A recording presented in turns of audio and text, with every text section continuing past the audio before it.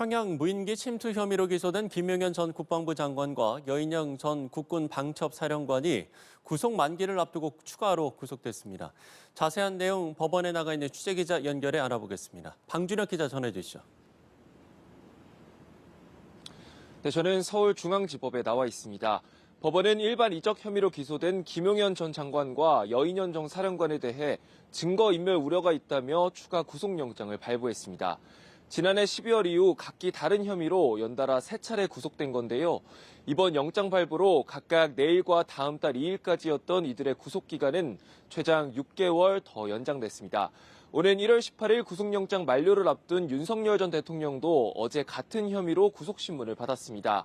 재판부가 양측의 추가 의견서를 오는 30일까지 제출하라고 요청한 만큼 윤 전 대통령에 대한 구속 여부 판단은 그 이후에 나올 전망입니다. 오늘 윤석열 전 대통령 내란 재판에서는 어떤 증언이 나왔습니까? 네, 오전 10시 10분부터 진행된 윤 전 대통령의 내란 우두머리 혐의 재판에선 조지호 전 경찰청장이 증인으로 출석했습니다.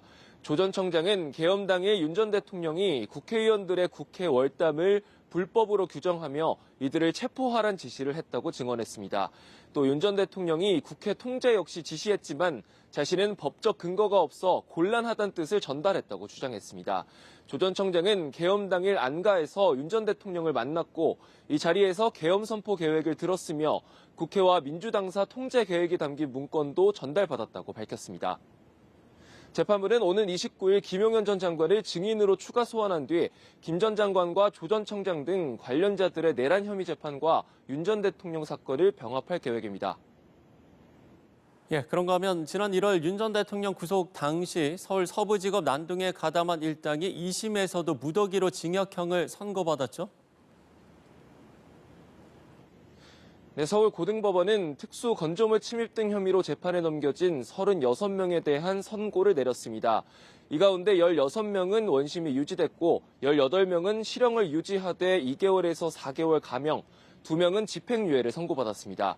결과적으로 대부분 피고인들의 실형이 유지된 셈입니다. 재판부는 이 사건 범행이 반헌법적 결과에 이르렀다며 죄책에 상응하는 처벌이 불가피하다고 밝혔습니다.